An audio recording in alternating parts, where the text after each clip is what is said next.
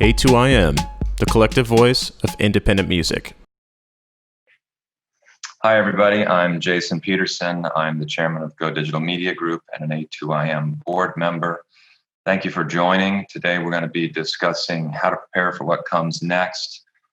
This is a broad discussion. I like to start widely with a kind of like a funnel mentality. We're going to look at the entire U.S. market generally from an economic standpoint, talk about our industry a little bit more specifically, and then have some specific discussion around what we can all do to weather the storm and be ready for when things open up again and as growth returns to our economy. And with that, I'd like to share my screen with you guys.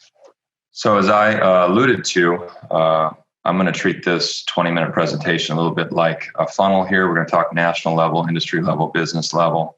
One of the things that I'm personally very interested in is the near-term economic environment, what that means for the music industry, and what the key performance indicators are that we should be looking at and paying attention to in terms of forecasting what's going to happen in our industry.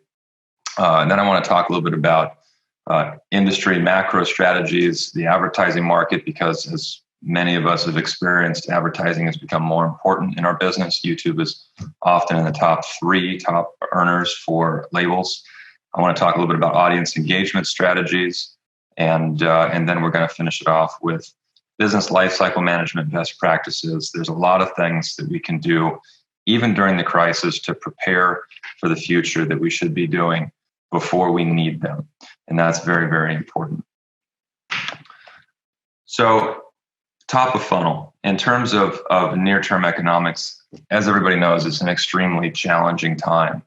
But what a lot of people may not know are some of the specifics around what's happening, because a lot of the indicators that we read in the newspaper are actually measured in the past. They're lagging indicators, and they're 30 or more days behind. So, for example, the reported unemployment rate for April was 14.7%. This number came out in May. However, as a 30-day lagging indicator, it's actually not that accurate of the picture that's going on. Real unemployment's much higher. If you look at the right side of the screen here, you can see unemployment claims by week. This graph only goes through May 9th. But we actually saw 2.4 million claims last week, the week prior to this recording, ending May 21st, which takes us up to 38 million people who filed for unemployment since mid-March. And there hasn't been any meaningful hiring happening in that period. So this puts us at approximately 30% unemployment in the aggregate across the entire economy, depending on the labor force participation rate, which was measured at 127 million people prior to the COVID situation. And we actually think that may change. Some people may enter and exit the workforce as a result of this disruption. But this is all very important, right, for every industry, including music. Further, some of you may have read that Goldman Sachs published a report that forecasts quarter-on-quarter annualized GDP growth to be negative. Quarter one was slightly negative. Quarter two is going to be massively negative. They estimate 24% negative. And then we'll make it up in the end of the year in part, 12% in quarter three and 10% in quarter four, leaving their estimation for full year growth at negative 3.8% on an annualized basis. Now, that may not sound like a lot, but that's a lot because typically the economy grows every year and GDP grows every year. So that negative 3.8% is as opposed to an average 3.18% GDP growth, right? So that's the delta between the typical growth and what the anticipated drop is going to be. So that's a pretty significant offset to where we would have been except for COVID. And this is going to impact every industry, including our own. And we need to think about what that means. And I want to now talk about our industry specifically and some KPIs we should be looking at to monitor how this broad economic situation will impact our industry. So near-term music economics, a couple of interesting things. There's been changes, obviously, in consumer behavior that have led to an estimated 15% increase in addressable entertainment time.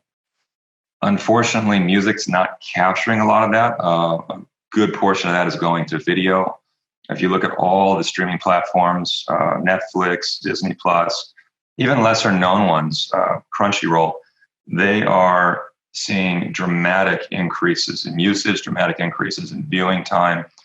And that's something that I think we need to pay attention to as the music industry, because that's where consumers are spending their time, spending a lot of money, and we need to be there to the extent that we can be there. Also, interestingly, is that the behaviors of people listening to music, if you look like at Spotify's 10Q, they cite this very specifically. Every day looks much more like the weekend in terms of people's listening habits. And playlists around activities like cooking, chores, family time, relaxing, stress relief, meditation, etc., have seen double-digit increases in their monthly active user base and in terms of listening time. And those are opportunities for us as music industry people to think about how we produce and program and market our music. And the thing that we really need to care about the most as folks in the recorded music industry is premium music subscriber churn and how many monthly active users are buying into the system. Typically, and I can't speak for everybody's deals, but typically, it's my understanding that most recorded music companies are in a revenue sharing relationship with premium music platforms, which means that the more or less your content's streamed, it just shifts the value of a stream and money between labels. It doesn't actually change the size of the overall pie for rights holders. So what we should be focused on, in my opinion, is growing the pie. And the way we grow the pie is by adding subscribers. And the really beautiful thing for our industry right now, a lot of industries like hotels, hospitality, airlines, cruises, etc., have gone to zero or near zero, is that we're actually adding subscribers. This is a very important key performance indicator. We're not seeing high levels of churn from music streaming and subscription services. You can see the chart on the right side here. Spotify in their 10Q, which was for the first quarter of this year, actually added 6 million subscribers. Their subscription base grew 4.8%. That's extremely healthy growth, in line with their forecasts and expectations pre-COVID, which I think portends very well for our industry. In stark contrast, right, to the decline of the economy in general. And you can kind of see that the trend of this chart is up and the trend of the prior chart, in a way, was kind of down. So thirdly, let's talk about some strategies that we can engage in, knowing that we're in an economy that is, by many metrics, similar to the Great Depression. It's still very early. We'll see how much government stimulus goes in and how bad it actually feels for people. But we're also in an industry that is poised to do quite well in this time frame of working from home and quarantining and consuming a lot of streaming content. So as you can see here in this chart, we have a graph of streaming sessions through the beginning of COVID-19 for a video. These are like individual streaming sessions. A household turns on the TV and watches some streaming service, Hulu, Netflix, YouTube, whatever. And you can see that there's just a giant growth curve. Video streaming is way up, and that's something we need to pay attention to. Similarly, video game session length is way up and something we should pay attention to. Obviously, a lot of you in the audience have participated in live streaming. That's a format that's becoming increasingly accepted.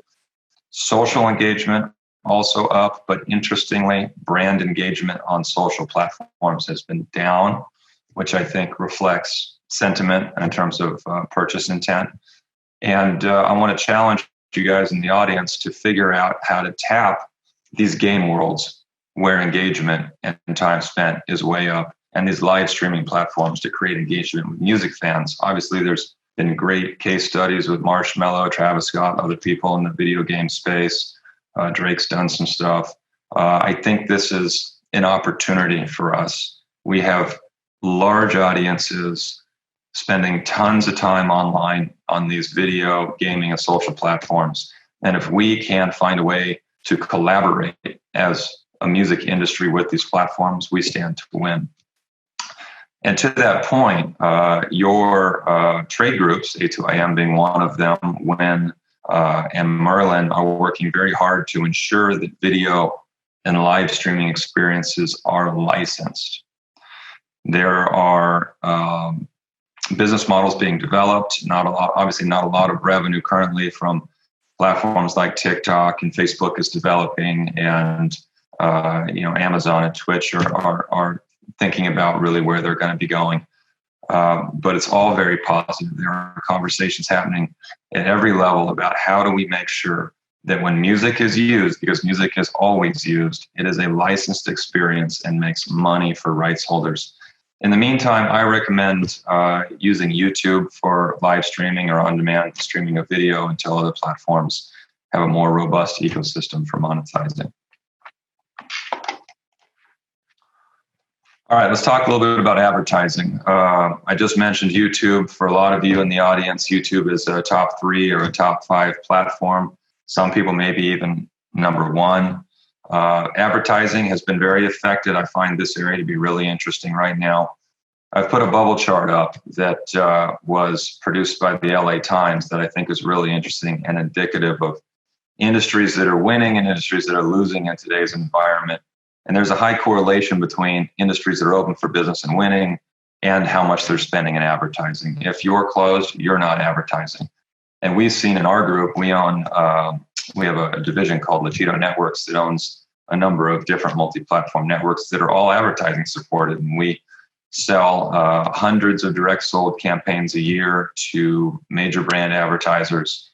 And we have seen a dramatic shift in the landscape. You've got people who committed to ordering paid media, branded content, social amplification, who are asking to push those campaigns into the future, into Q3 or Q4, which corresponds to the Goldman Sachs premise that there will be a recovery in spending and income and economic activity in the later half of the year. We're seeing people who are asking to get out or who were sent an RFP and then canceled it entirely. So it's been pretty wild in Q2. We saw about mid-March that advertising in general started to fall by about 25% in terms of the daily CPMs that were being produced in programmatic markets and in terms of RFP volume. I cannot recommend enough to everyone in the audience, since you're mostly labels and rights holders. I know you're on YouTube. Get to that tier A status on YouTube. That increased share will largely offset what has been a 31% CPM decline on YouTube from the expected rates for this time of year. Last year on May 21st, a large sampling of advertising on the site showed a $3.92 CPM in the US. This is on monetized playbacks. And this year on May 21st, it was $2.70. So a significant decline in CPMs, which reflects lower advertising demand and, quite honestly, increased supply, right, from everybody at home doing all of the streaming. And as we all know, lower demand and higher supply means lower prices. So I cannot recommend enough. Do the work you need to do, bring in the resources you need to bring in, get to tier A status on YouTube, play well in that ecosystem, and that'll make up a big part of the difference for you. And if you are in the business of doing brand endorsements or selling advertising, consider focusing on industries that are thriving, like home improvement, general merchandise, and e-commerce, food, video streaming, gaming. Those industries are winning, and they are spending money to acquire and convert customers. All right, so moving down the funnel, I want to talk a little bit about audience strategies in a COVID, post-COVID world. You can see up here a publicly listed slide from Hootsuite that shows the world's most used social platforms as of January 2020. Facebook has a pretty significant lead, followed by YouTube. Interestingly, Facebook owns, I think it's 5 of the top 6 platforms on this graph. So there really is quite a duopoly between Google and Facebook in terms of audience reach and engagement. But I have circled here TikTok, which I think is really interesting. I think it's one of the fastest growing platforms in the world. As many of you know probably better than I, music is endemic to the platform, and it is an incredible platform for music discovery and a personalized video experience that uses music, which I think personally is the cutting edge for content discovery and personalization in the era of everything that was ever made being available on demand is the holy grail, because there's too much white noise. And good discovery and personalization algorithms and user experiences will cut through that. And TikTok's doing a great job. So consider TikTok as a platform that you need to pay attention to if you have content that skews to younger audiences, that skews to the audience that's using that platform.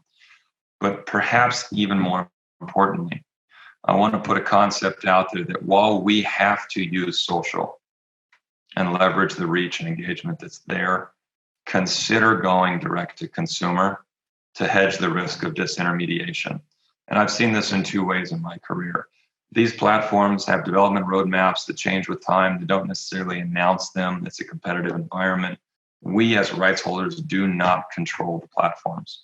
If they change their frequency capping algorithm for advertising, if they change the way in which your messages or your posts reach users of the platform, they might, for example, make it more difficult to reach users en masse. I've seen that happen. We have no control. And so if we have no control, we as music rights holders are actually at the same kind of risk that the movie studios were when Netflix completely disintermediated them by going to the consumer. We don't control the consumer relationship. And so I want to challenge everybody here to think about going direct to consumer to hedge that risk of disintermediation. Get to know your customer. Enter into what I like to call long-term value-added bilateral relationships, which is a phrase that means connect with them in some way directly, whether it's a fan club or email or mobile or even just a cookie, or it could be single sign-on. That allows you to understand who they are, right? Their demographics, psychographics, affinities, and give them content and experiences that add value in their lives, and they will give value back to you over time. And if you can come to understand the total lifetime value of your customers and how that segments versus the cost to acquire those customers in the context of the total addressable market of how many customers there are out there, then you're in a very good place when you see something that's working, when you see that hockey stick to pour more gasoline on the fire and really grow your business. I don't think a lot of people in music do the direct-to-consumer thing really, really well. And it's something that's not talked about enough, in my opinion. I've seen case studies, I've talked to people where those that do it well extract tremendous amounts of value. I can cite a couple of examples from our business. I'm not going to say that we do this flawlessly. It's always a work in progress. But one of the things that we like to do is we own music IP. We have artists in our label that produce content, and we then use that content inside our networks division to both, we market that content to audiences, to expose them to the content, to get them to consume it on the one hand. On the other hand, we're monetizing the content with advertising on our owned and operated platforms. And thirdly, we're horizontally integrated. So someone may come to our site, they might be interested in an article on an artist or listen to some new music or watch a new video, and we might actually sell them some merchandise that has nothing to do with the artist's particular brand. It might just be something from Mother's Day in our storefront. We own a network called Me Too that is targeted at American Hispanic audiences, and it's been incredibly successful for us to be really close to the audience and understand what's important to them. And it's an entertainment offer. It's part music, part entertainment and lifestyle. And we've been able to monetize a larger share of wallet and larger basket sizes thanks to having a direct-to-consumer relationship. In fact, there was a case study I was told about where a label was very successful at driving traffic to Amazon. And as an affiliate, they were sending people that are listening to music, but as an affiliate, they got cookied and the label received a share of basket. So if they bought a TV, they got an affiliate fee, and that was an extremely successful business for them. So I want to challenge you to think about direct-to-consumer strategies. We have to leverage social, but that's not the only game that we should be playing. We need to think about who is our customer and really understand how to work with them in a way where we're not going to get disintermediated. All right, 2 more slides to go. Now we're into the third part of the funnel. I want to talk about specifics in our business that we can execute to deal with a post-COVID world. So let's talk about a couple of generalities. Number one, there's a saying that 90% of businesses fail in 9 years or less. And you can see that curve here, the U.S. startup survival curve, which is based here on funding series, which is analogous to time. And you can see there that it is an exponentially dropping curve. And on the left side of the screen, you can see the top 20 reasons that startups fail. And I think this is really interesting. On the one hand, if you're too early to a market, there's no market. There's no need. If you're too late, there's also probably no need. Someone solved it. That's the number one problem. But beyond that, it's businesses that ran out of cash or didn't have the right team. And when I hear didn't have the right team, I hear going to run out of cash, because the right team would manage the cash properly in order to continue to iterate until they found what worked in the market, presuming that there is a market and there's a need. And so I want to recommend to everybody that in this environment that we're in today, where we've seen some interesting shocks to the stock market and a recovery there, but we've seen a tightening of credit, a tightening of liquidity. I want to propose that a CEO or an owner's job is to have a vision, set strategy, and make sure you have the right human and financial resources to execute. And I really want to focus on the human and financial resources piece. Those are the top 2 reasons, other than there's no market, that a business fails. A lot of members of A2IM are small and medium-sized businesses, often individually owned or non-institutionally owned. And I cannot recommend enough: build your accounting and finance functions now. Get the right people, because accounting and finance actually, in my opinion, should be viewed as a profit center. With the right people, you can get the right financial resources to weather the storm, to iterate, to make the adjustments you need to make, to get back to even footing. And in doing so, you'll be able to maintain the best practices required to raise liquidity. And liquidity, as we all know, in this market is everything. I'm sure a lot of you applied for CARES Act funding, whether it's the PPP program or the Main Street Lending Program, which I'm going to speak to a little bit next.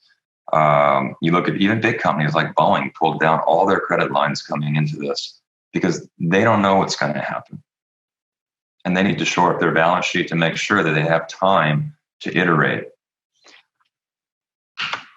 And so here on this slide, I've put up, according to the SBA, I pulled this from the SBA's website, these are their top 7A, which is small business administration loans to companies, I believe, loans under 5 million. Top lenders by amount here. There's a lot of companies I'd never heard of, interestingly enough, which shows that we as participants in the economy, as business owners, really should learn the supply chain for capital and build your financing relationships now. These relationships take years sometimes to matriculate from an introduction or a cold email to a relationship where they really understand your business and are willing to get involved in a financing capacity. And I can't say enough, a lot of people make this mistake. When times are good, they think, oh, I don't need a credit line. I don't need to increase the credit limit on our credit cards. I don't need to think about debt finance. And when something like COVID shocks the system, which it seems to do about every 10 years, they don't have any incremental liquidity. And if their clients are slow to pay, but their overhead is fixed, they get into a cash crunch. So I cannot recommend enough: secure a revolving line of credit when you don't need it. Let me say that again. Secure a revolving line of credit when you don't need it. We're talking about how to prepare for what comes next.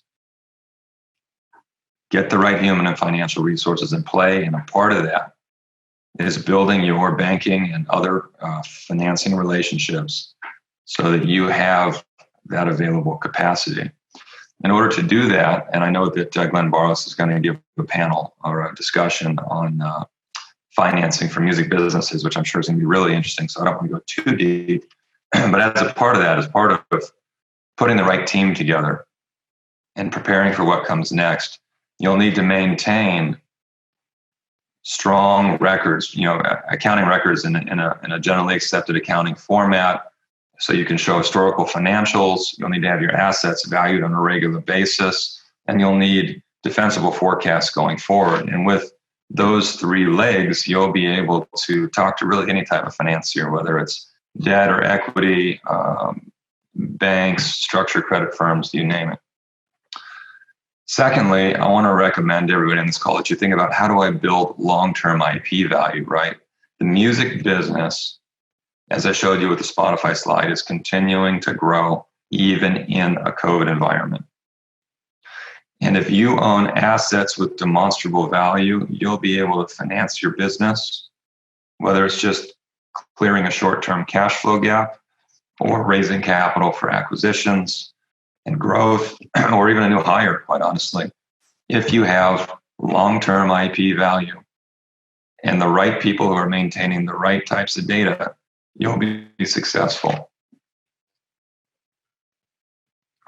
Lastly, I want to recommend to everybody who's watching this, we've been talking a lot about the demand side of advertising and premium music subscription platforms and financing. I want to talk a little about the supply side. I want to recommend to everybody that's watching to consider how to hedge your risk on artist side deals. Include more optionality in your deals.